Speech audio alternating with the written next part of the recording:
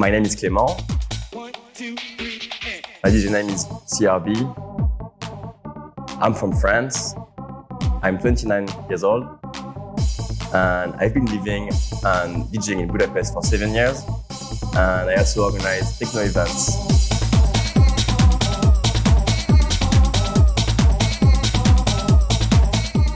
Techno for me means mostly freedom, I would say. I think it really teach values to people, like teach understanding of each other, accepting, not judging, respect, self-love. So yeah, I think world would be a better place if people would go more to techno events. When I consider a set a success, is when I see people smiling and I see people having like a really positive time. I really want them to talk to each other on the dance floor, look at each other and smile and share an energy together. I want to create something around the music I play, and I want that everyone create something. And I always say to people, like, we are all like part of the same night, energy in the night, because if no one is dancing, the DJ will not have any fun and it will be pointless. But if the DJ is not good, then people will not have fun. So I think it's really like everyone is on the same level and they should all create the same thing together. And what I'm trying to create is just really positive, happy, smiling energy all together.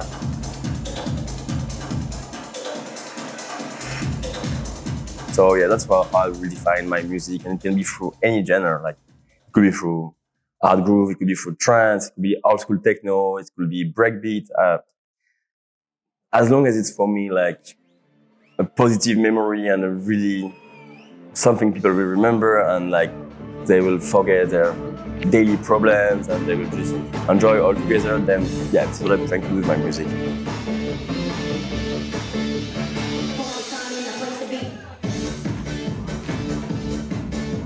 I remember going to so many techno events and watching the DJ set that were played, and I was like, actually, I would love to. I always had like something missing in their set, and I was like a bit disappointed sometimes by the drop or the break, and I was like, if I would be at where they are now, in their situation, even though they are super experienced DJ, of course, but I was like, I will do a bit different. Maybe I will put that music, and slowly I was like, okay, then just do it.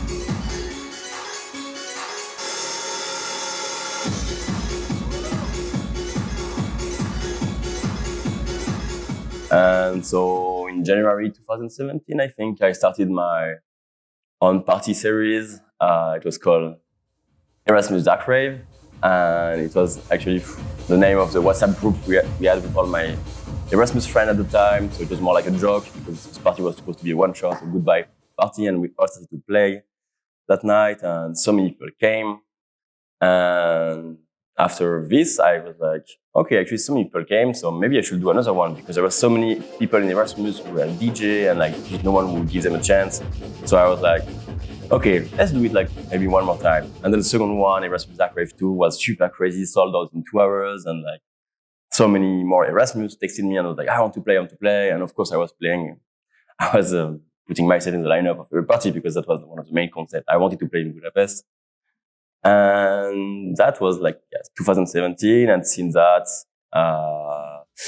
what was one-shot party became a 6-month party for a semester, and I was like, my Erasmus was over, and I was like, should you stay in Budapest maybe to try to play a bit more and make something from music?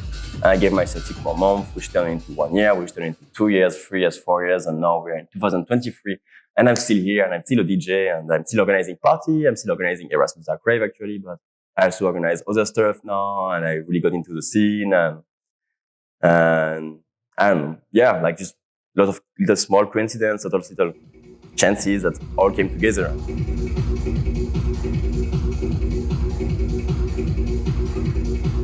I think like music sets is the expression of how you feel, it's expression of your emotion. So I always kind of wait the day I'm playing to see in which mood I am. It depends how long I slept. It depends what I had for lunch or breakfast. And I judge in which mental state I am, what emotion I feel like during the day. And then I'm like, okay, today I want to play this. I will feel confident by playing this music today and not play something I thought I prepared 3 days ago when I was in a totally different mood, because I think the most important is to express who you are and be like, okay, this is how I feel, I will play that. I prepare a selection of like 70 tracks, 80 tracks, and I arrive to my gigs, and according to how is the vibe in the night, according to how is the sound system, how many people are there, who played before me, who's playing after me, I will just like slowly go through some genre, and I will check the reaction of the crowd and see what they like tonight. And if they like it, then I go and I know what I have to play. So yeah, it's like not much preparation, but it's more like a mental preparation aspect, I would say.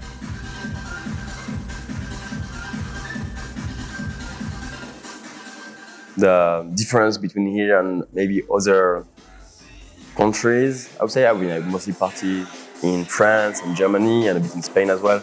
But I have the feeling here that the fact that everyone knows each other somehow, like, it makes the nights, I think, beautiful in a way that you're happy to dance with your friends. You're happy to share moments with your friends. You're happy to dance for your friends, because when it's like local DJ playing, the local DJ knows a lot of people as well. There is, because of the strong, small community, and I think this is really beautiful.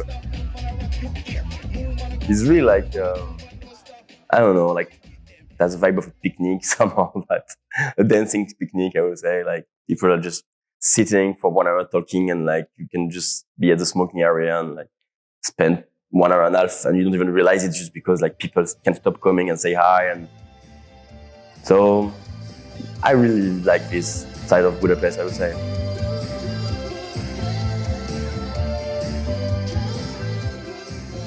I think somehow events and people going to events and audience changed a bit. First, because I think techno became much more popular with the explosion of social media like TikTok and Instagram, and like I feel like the new generation, it's much more okay to go to techno events. I remember when I was going to my first techno events like 11 years ago, 12 years ago, people were judging me, not rejudging me, but thought I was an alien, or like people were not understanding why I liked this music so much, why I liked this community so much. Now it's socially absolutely accepted to go to techno events. It's socially accepted to embrace values. I mean, socially, I would say more and more accepted to go to techno events, and I think that's actually beautiful. It's nice because, as I said earlier, like it teaches value to people. I have a lot of memorable experience in Budapest playing. I mean, first, I think actually like every set is unique, every set is different, even if there is like, even if it happened, there was like not so many people, like even like 20 people, you know. I still remember it. I still remember the vibe. I still remember the energy, because I think this is what is beautiful about all these DJ sets, like all these parties, like everything, every night is a different night. There's never a night that will repeat itself. So I remember most of it. I would say if you tell me a gig, and I will probably tell you what happened that night.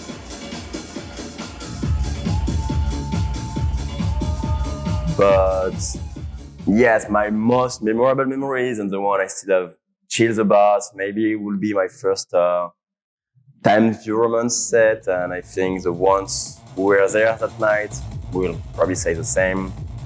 I don't know what happened. I think it was one of the first time I really felt I was in trance. Like I was not myself.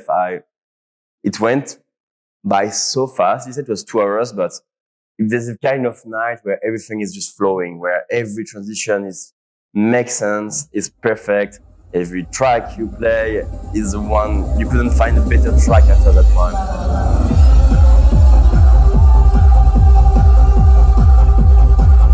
And it's the very first time, and maybe the only time I think that I ever cried for a DJ set. I started to cry in the middle of my set, because at some point I went out of my trance and I started to realize what was happening around. And it gets so overwhelmed with emotion, and I remember like right and the whole last half I was getting more and more emotional, and I end up the last track. I remember playing I Will Survive, and I was crying nonstop. And when I realized what was really beautiful is that when I realized around me that actually I was not the only one to cry, like there was at least 10, 20, 25 people crying in the room, and I was like, what happened?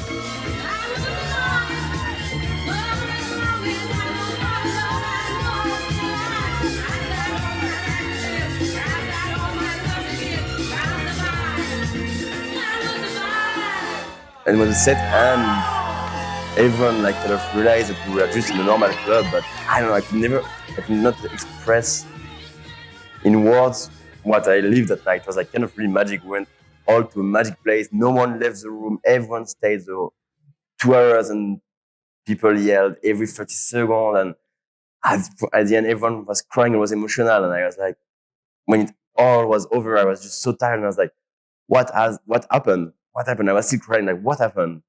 So yeah, that's definitely my best memorable experience of my life, I would say, even though I had a lot of other really good ones.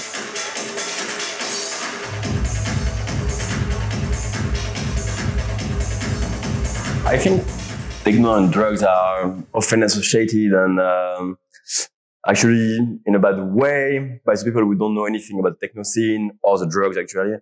And it's kind of one of their only tools to attack the people who go to techno events, and one of their only tools to put down what is techno. And yes, people do drugs, so what? You know, like I think what they see in a newspaper or movies, or like anyone who have never been to a party, and they just talk about it as if they knew, you know, and they just think like, oh yeah, for sure, these people are like just getting so high, and they're like not even humans anymore. They're just like total waste. And I just want to tell these people like, okay, before to say any of this, like just give it a try. You might end up on the really wrong party, and this is actually super rare, but okay, then give it 2 try, give it 3 try.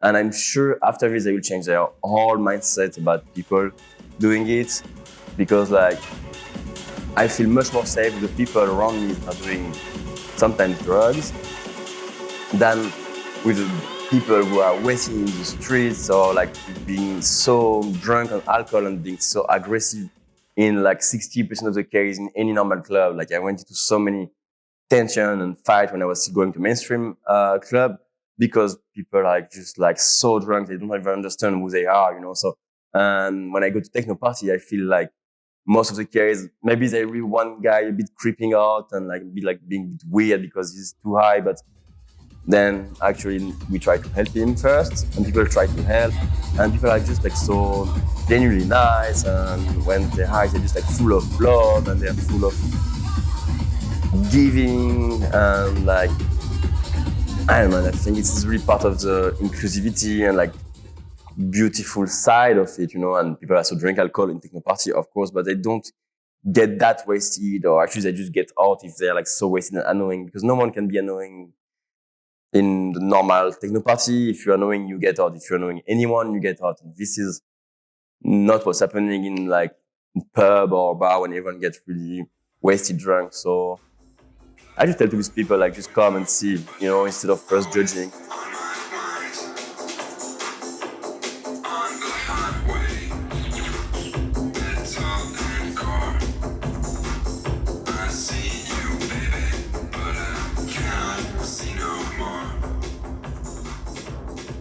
I think if you want to be like a good DJ, you have to listen what you really want to provide to people. You have to know what you want people to feel. You want to know what you really genuinely like and what you want people to dance on. And like, you know, should not be afraid of, why if I don't play mainstream, people will not like it. This is what I think is an artist. Like, play what you want people to listen, play what you like, but at the same time keep enough empathy to understand what the people in front of you are wants and what you should create that night because every night is different.